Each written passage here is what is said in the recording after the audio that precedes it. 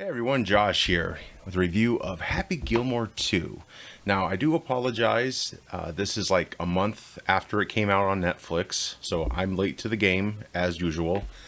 But for those who care, here's my review. So, I am a big fan of Happy Gilmore. It was my first Adam Sandler movie I liked. I didn't really care for Billy Madison at the time. Just was starting to get his kind of humor, but over time it grew on me. So yeah, this is crazy to do a sequel this many years later. I think we're looking at 30-ish years later. But I was optimistic. I thought they could really craft something pretty cool. Now the original Happy Gilmore had some like real dark humor. This, of course, the second one does not shy away from any of that. There's quite a bit of things that come up, and we have to adjust as we go, basically, as an audience and for the characters as well. So overall, I did like the movie. Just given my spoiler-free thoughts, I thought it was good. Not perfect. Now, is it just as good as the first one? That's hard to say. If you take nostalgia out of it, which this relies heavily on, I would even say too heavily, on its own, maybe kids would dig it. They definitely dig the cameos, I would say. But it's really probably got the most strength as a sequel piece. So, yeah, it's good. It's a good movie. Had a good time. I had a few moments where I laughed out loud. Now we're going to get into spoilers. I'll take this time to show off my Shooter Gavin cup. McGavin, not Gavin. From Subway, which I was really impressed with the line of merch they had. Now they're not the best cups. They're very flimsy and stuff, but not bad for $1-ish. I really dig the artwork. And of course, there's other ones to collect, but the shooter one just stuck out to me. So I had to have it. Without a meal, by the way. Very proud of that. So getting into spoilers. Okay, so the sequel itself, it starts out very strong, I think. I was laughing, having a good time, and started to relax a little bit. I was like, all right, I think we're going pretty good here. Like this is good, man. This is gonna be great. Midway through the movie, it slows down for me and just kind of becomes a little lazy towards the end. Like they just have so many characters, they don't know what to do with them, basically. With that said, it was still good enough for me to label it a good movie. Just because I thought the first half was very strong and hilarious. And yeah, it just teetered out. But yeah, if a movie could do the opposite, like not great in the beginning, great at the end, that still would be a good movie to me. Halfway, But yeah, it just suffered from so many cameos, And I think they had to cut down the dialogue these cameos had, maybe. Otherwise, it was just like, hey, here's such and such and such and such. And they just didn't really have much to offer, but like, hey, look at me, I'm a big celebrity right now. Which, that first Happy Gilmore, you really just had Bob Barker be the big celebrity that you saw in the new light, which was very refreshing at the time. Pretty damn cool. And I think it helped The Price is Right gain ratings. So, yeah, the movie just suffers from that. The beginning, I loved because it was just like the first film with the footage, just kind of breaking down things. And then it goes into like tragedy, which I saw coming. His wife dies. Now, I thought she was going to die of cancer, which is a big downer, of course. I don't know if getting hit by a golf ball hit by your lover is better than cancer. I don't know. It was awful. Like, oh my God, Happy killed his wife. And you just kind of move on from it, But I like that her loss lingered, It was different when he lost his father because he was still grown up. He was a kid. But as an adult, they kind of get into the hilarity of being an alcoholic, if you can say that. I know that's not very PC, but I did enjoy that. And he brought his Hubie Halloween gadgets with him in this film. Everything in his house was a flask, pretty much. That was funny. It did kind of get stupid after a bit, but I'm glad that he was remorseful. You know, he was missing her and he felt terrible and he really felt for him. Loved the introduction of the family. I love him having all these boys and one girl. I think that's hilarious. And all the boys are like a lot like him. Like all these characters they set up were great. It's just at the end, I felt like they had nothing else for them to do. And it just felt kind of like lazy and yeah, just like, damn, I think they could have had a better or a bigger purpose, if you will. And I gotta say, John Daly's character, well, it's himself, a fictional version of himself. I dug it so much. I love that he lived in their garage.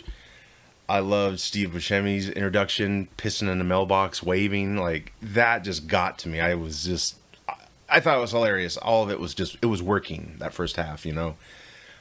Yeah, John Daly was a great addition for this whole, and I like that Happy is friends with like all these golf pros. I heard that they wanted Tiger Woods to be in the movie.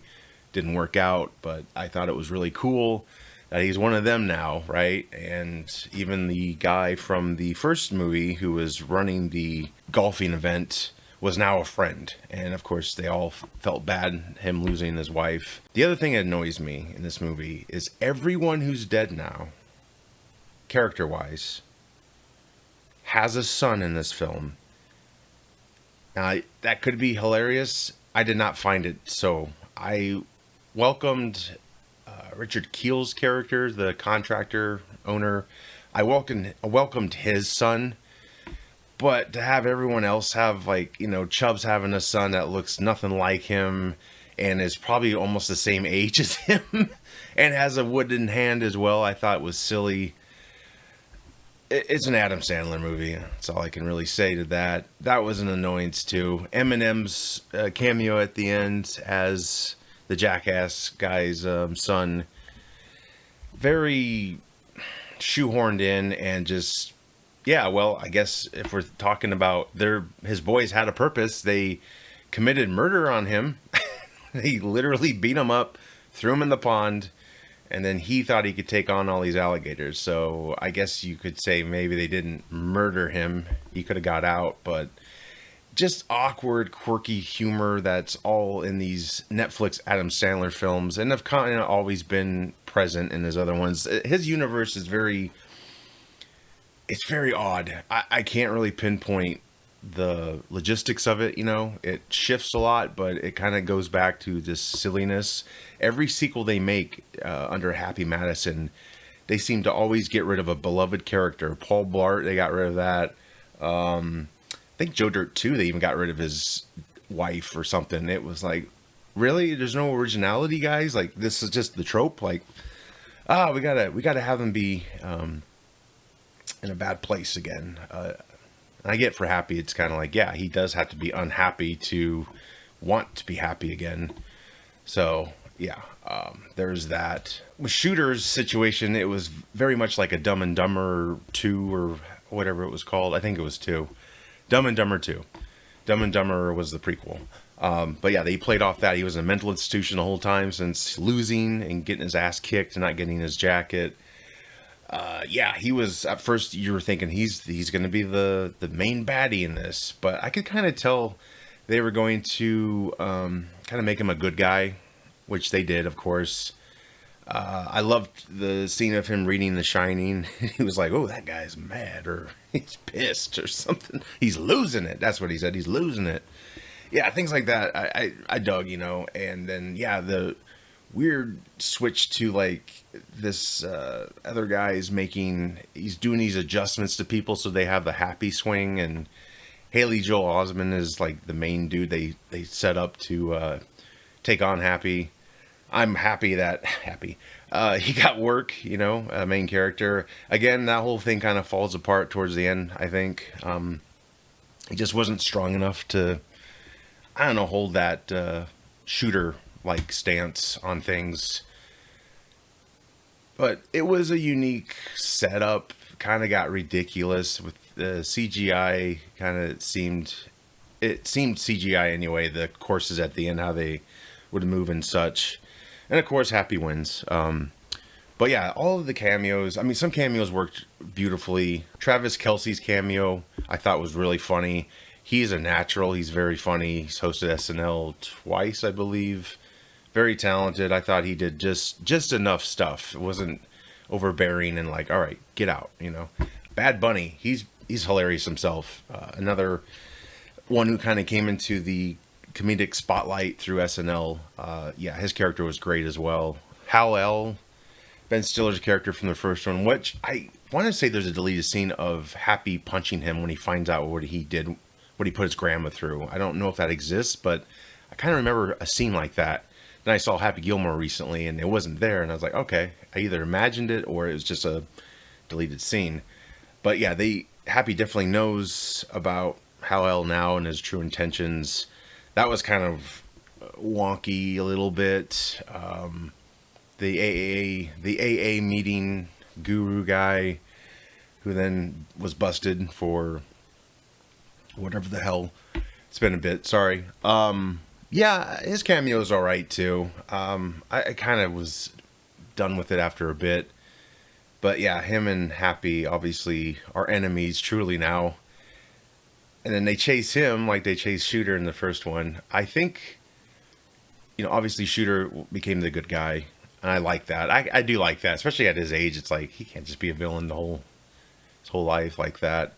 But I thought it would have been really, I don't know, just a nice ending if Shooter got his jacket.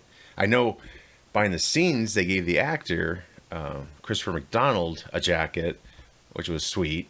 A lot of member berries are in this film. A lot of nostalgia. It's kind of overloading at times. That was another thing. Every time they introduced a character that was either related to a character from the first film or was returning, we had to have these flashbacks. And I just thought, everyone watching this sequel is a fan of the first one for the most part. We don't need these member berries thrown at us every time. And I think it kind of cheapens the joke or what they came up with as a, character trait, whatnot. I think it cheapens that. It's like, we don't need all these flashbacks.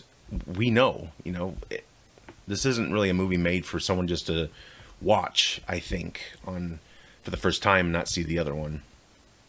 So I thought that was annoying too. Like, enough with the flashbacks. We totally get it. Obviously, some flashbacks are warranted. So obviously there was some flashbacks with Adam Sandler and Julie Bowman de-aged. And those are pretty good scenes. I wish she hadn't died the way she did. That really sucks, but that's kind of how this universe is with things, and you either like it or you don't. And I guess I'm more in favor of it than Paul Blart's mom getting hit by a garbage truck and that being hilarious. But yeah, she did good for the most part, I think, for her role in the sequel. And she was, not sure if she'd be invited back. She thought she would be replaced, and she got the call. Now, her and Sandler just did Hoobie Halloween, which is like, I think already 5 years ago, which is crazy. I know that movie's stupid. I still love it. It's just got the right amount of weird, I guess, and hilarity. And, Adam Sandler, to give him credit, he wants you to have a good time. He wants you to love all his characters, and he wants everyone in that universe to love each other and be friendly towards each other. And I get that. It's not really serious, like comedy, like it's going to change your life or anything, I feel.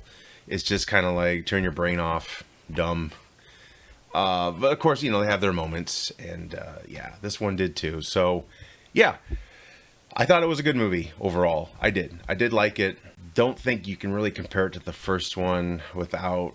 If you do, you're going to realize most of it is kind of leftover slop from the first one with the flashbacks and all that jazz and the sons of, and who knows, maybe daughters of some character. It just, yeah, I just wish they could have done more with his family. It just felt like they had a great setup and rapport, and then they just kind of disappeared, and then they just reappeared just because out of necessity. And I mean, I had a good time with it, for what it was. It wasn't terrible. I know some people are labeling it that, but I think that's like when Fuller House came back Everyone expected this great comedy and didn't realize this is going to be like Full House, guys. You're older now too, so obviously it might not work the same. So yeah, that's what I would say went down with this film. But yeah, if you haven't seen it yet, go check it out on Netflix. Sorry I spoiled it if you saw this whole review.